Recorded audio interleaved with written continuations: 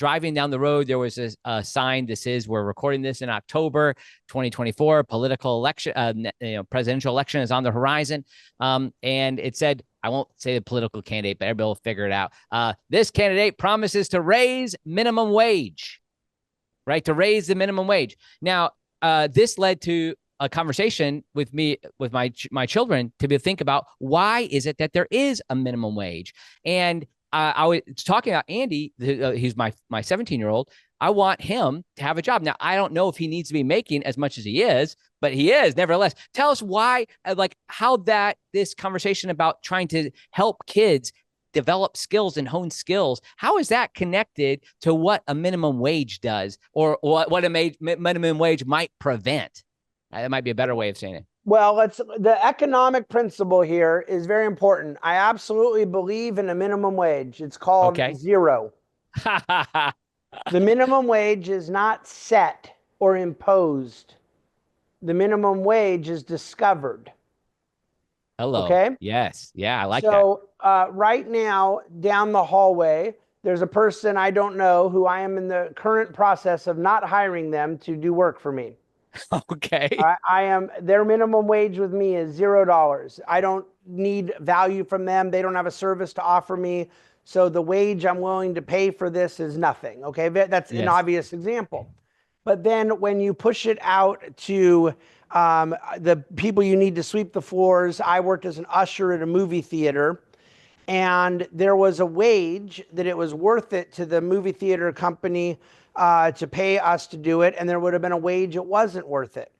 But if the government comes in and sets a minimum wage, they can't change the real minimum wage, which was zero.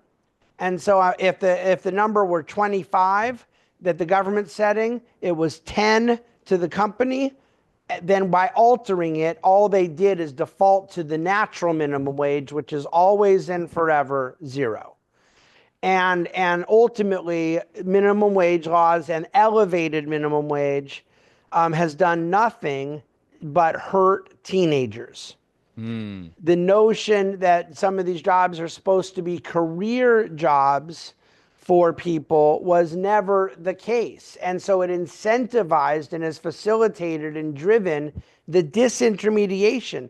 There are less people now that will get hired at a McDonald's. There are more kiosks at grocery stores because somebody tried to alter the organic minimum wage. And there are victims from the policy, but there are not beneficiaries. And to the extent people say, no, that boss was going to hire that person at 10, and because of Bernie Sanders, they're now hiring him at 15, all you're doing is focusing on a visible beneficiary and ignoring an invisible beneficiary who didn't get a job, a teenager who didn't get part-time summer work or what have you, or the amount of people that didn't get hired at all because they then instead came up with a replacement.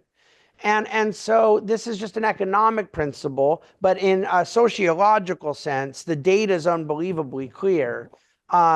These are largely jobs that were part-time and hourly wage that for the longest time went to teenagers, often part-time summer work, and throughout a school year, college students, and those jobs have largely gone away. And so you have the problem of less productivity from teenagers, less skills being honed, less available workers. Anyone who saw when we had the labor shortage a few years ago, when you couldn't get service at a restaurant and things like that. But then I will add, those people that didn't have part-time work when they were 17, they're going to eventually have their first job when they're 21, 22, 23. They're going to start off less prepared.